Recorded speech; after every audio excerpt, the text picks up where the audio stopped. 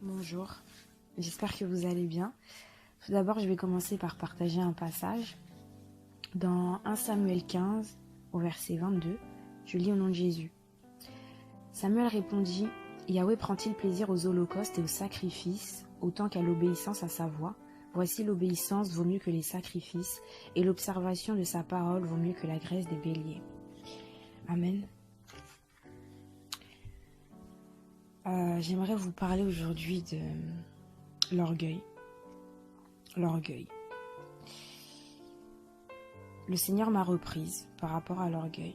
C'est vrai qu'en ce moment, je voulais honorer en fait les responsabilités que le Seigneur m'avait données.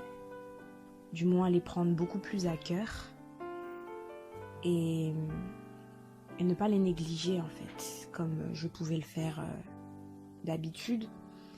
Parce que c'est vrai qu'on se dit serviteur, servante de Dieu, mais que des fois on n'œuvre pas autant qu'on le devrait, qu'on se cache derrière le quotidien, le travail, l'école, la famille, alors que Dieu en est la base. C'est lui qui nous donne toutes choses et qu'il faut être reconnaissant et sortir pour œuvrer pour lui. Et du coup, je voulais le faire en fait. Je voulais vraiment prendre en considération ce qu'il pouvait faire pour moi et ce qu'il m'avait donné. Mais le Seigneur m'a vraiment fait comprendre qu'il y avait quelque chose qui n'allait pas, qu'il y avait quelque chose qui clochait. J'avais constamment cette image d'un plafond au-dessus de ma tête, d'une séparation avec le Seigneur. J'avais l'impression d'être arrivée au summum en fait de ce que je pouvais faire, de ce que je pouvais dire, de ce que je pouvais vivre en fait dans la prière et de ne plus arriver en fait à être dans sa présence comme avant ou devant son trône tout simplement quoi. Je voyais vraiment qu'il était loin en fait. Et je voyais vraiment en fait l'image de ce plafond au-dessus de ma tête. Du coup je posais des questions, je comprenais pas d'où ça venait. Et il m'a fait comprendre que je négligeais certaines choses. Qu'en gros je le servais, certes, mais que je prenais ce qui m'arrangeait. Je sélectionnais les choses qui m'arrangeaient et je délaissais les choses qui me bousculaient un peu trop, qui bousculaient un peu trop ma chair, qui me demandaient de me surpasser en fait. Alors que dans la prière, je lui disais, Seigneur, si je te sers, si je fais ces choses, c'est pour toi en fait. C'est pas pour le regard des hommes, c'est pas pour les acclamations des hommes, c'est pas pour être vu des hommes, mais vraiment pour toi. Mais il m'a fait comprendre qu'il y avait une contradiction dans ce que je disais. Parce que autant je disais faire les choses pour lui, mais autant c'était à cause du regard des hommes que je ne faisais pas les autres choses. Et il m'a fait comprendre, ton sacrifice, il est vain. Il est vain. Ça lui était pas agréable. Ce que je faisais ne lui était pas agréable. Parce que je choisissais, je sélectionnais les attentes qui m'intéressaient. Au lieu de faire l'intégralité, de répondre à ces attentes pleinement en fait.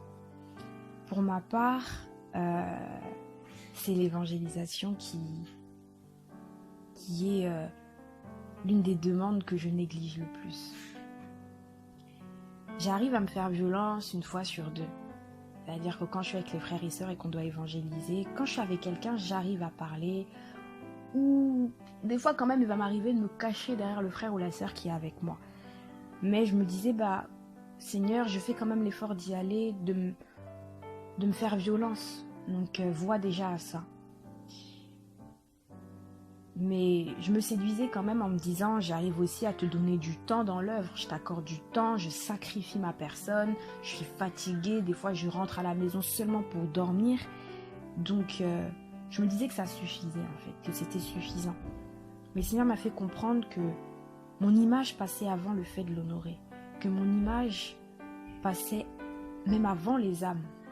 Que je me voyais trop. Il peut m'arriver d'obéir, c'est vrai. Mais au bout de combien de temps? Au bout de combien de rappels? Et dans 1 Samuel 15, justement, le verset 23, la suite, nous dit « Car la rébellion est un péché autant que la divination, et la résistance ne l'est pas moins que l'idolâtrie et les téraphins. Puisque tu as rejeté la parole de Yahweh, il te rejette aussi. » d'où l'image du plafond. Il y avait quelque chose qui ne lui plaisait pas dans ce que je faisais, dans mon comportement, dans ma marche. Du coup, certes, je faisais certaines choses, mais les autres lui étaient peut-être plus agréables parce que c'était dans l'obéissance en fait.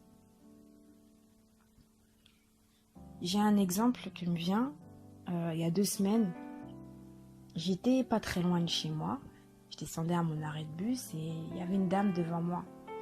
J'ai tout de suite vu à son allure qu'elle sortait de l'église. C'était un dimanche. Et elle chantait, elle était contente. Et j'entends dans mon esprit, dis-lui que je l'aime. Je me suis dit, ah là là. J'ai raisonné comme d'habitude, mais c'est tellement bateau le truc, elle sort de l'église comme par hasard, Jésus t'aime. Ça doit être moi. Pourtant, je savais que c'était le Seigneur, mais voilà, j'étais comme d'habitude en train de négocier avec l'esprit, quoi.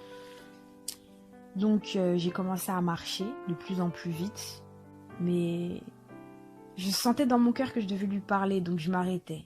Elle arrivait à ma hauteur, je la dépassais à nouveau, je m'arrêtais, je la dépassais à nouveau jusqu'au moment où je me suis dit, bon allez, je rentre, ça sert à rien, je vais pas y arriver. Et alors que j'arrivais vers chez moi, là l'esprit m'a vraiment stoppé et m'a dit, tu vas lui dire que je l'aime. Je me suis dit, ah là c'est chaud. J'ai repoussé chemin et j'ai traversé, je suis partie vers la dame comme un enfant. Bonjour madame, est-ce que vous allez bien? Et on a commencé à parler et je lui ai dit, voilà, le Seigneur, Jésus m'a dit de vous dire qu'il vous aime. Et elle était complètement émue. Et ça m'a chamboulée parce que elle a commencé à attraper sa tête et elle dit, ah Seigneur, Seigneur. Et elle m'a dit, je priais là dans mon cœur pour que le Seigneur me parle. Pour que le Seigneur me dise si j'étais sur la bonne voie. Pour qu'il me parle, quoi. Et elle était là, elle était en train de me bénir en fait. Et j'étais complètement choquée de ce que je venais de vivre. Et j'avais une joie dans mon cœur. Je suis vraiment ressortie bénie de ce moment. Mais en même temps, aujourd'hui, avec le recul, je me dis que j'aurais pu retarder le message qu'elle attendait. Dans son amour, le Seigneur voulait l'exaucer à travers moi. Et je me dis aujourd'hui, mais qui je suis, moi, pour que le Seigneur passe par moi pour délivrer un message, alors qu'il pouvait directement lui parler.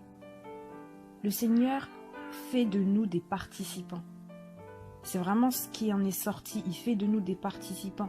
Il n'a pas besoin de nous pour faire quoi que ce soit. Il nous fait l'honneur de participer, c'est tout, à ce qu'il fait sur la terre. Et c'est vraiment ça, en fait, ce que je voulais partager. Nous interpeller. Êtes-vous comme moi de ces personnes qui pensent se sacrifier, mais qui passent à côté de l'obéissance? Qui choisissent, trient, mettent de côté ce qui ne les arrange pas. Et qui osent après dire au Seigneur, je fais tout ça pour toi. Faites-vous partie de ces personnes qui répondent qu'en partie aux attentes de Dieu? Moi, je me suis repentie hier. Parce que j'ai vraiment réalisé à quel point j'étais hypocrite. À partir du moment où le Seigneur il te donne une liste de 10 choses et que tu n'en fais que 5, sache que ton sacrifice est vain. Ton sacrifice est vain. Le Seigneur, comme on dit, il prend les choses entièrement.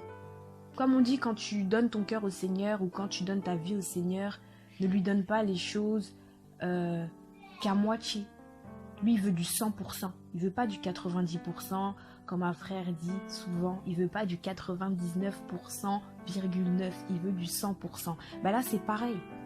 J'exécutais pas toutes les choses alors que je connaissais clairement ses attentes. Mais je choisissais ce que j'allais faire. Je choisissais comment et de quelle manière et ce qui m'arrangeait. Mais ne sommes-nous pas des serviteurs inutiles? Je vais aller dans Luc 17, verset 7.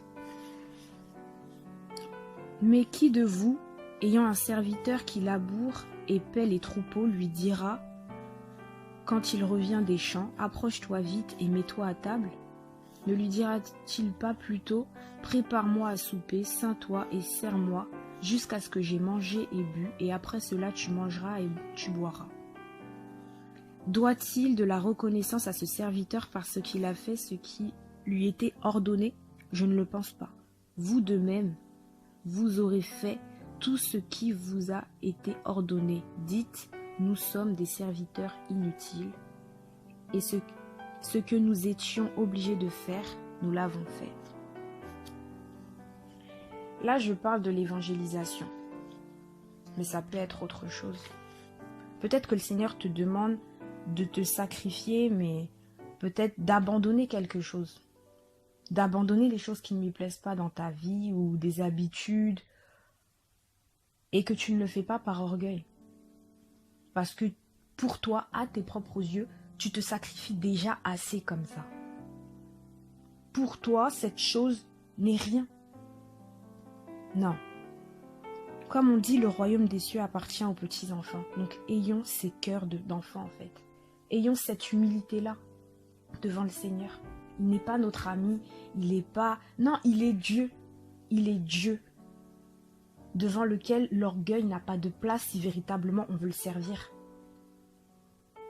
J'avais ce plafond au-dessus de ma tête. Je ne comprenais pas parce que pour moi, j'étais en train de me sacrifier comme jamais. J'étais là, j'étais fatiguée. Ben non, pour lui, il voyait que les âmes que je négligeais. Les âmes que je voyais passer. Et à qui je ne parlais pas forcément comme lui voulait.